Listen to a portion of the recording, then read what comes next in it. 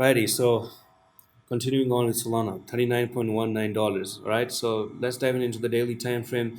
And finally, Solana making it that three black cross at the moment, and you are sitting right at the support level. Okay, so this is your nice, amazing looking support right there.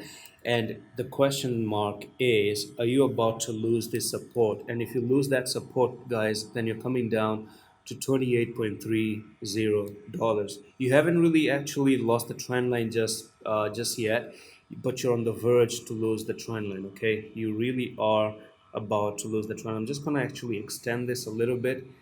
No, but I just like the previous one. So what you don't want to see here is a break to the downside and go for the retest, fail the retest, and then you're going to be moving down to $28.01. Simple put. And actually, there's a double top as well. So first top here, second top, and if you do come down and break the neckline there, so let's talk about the double top technical target, which is going to be from there to there, and we're going to be looking for a drop down here to again $28. Okay, so on two different things, the ascending triangle technical target to the downside is going to be $28, and the double top technical target again is going to be on the $28 as well. So that's it for this Solana update. Let's move on to the next one, which is XRP.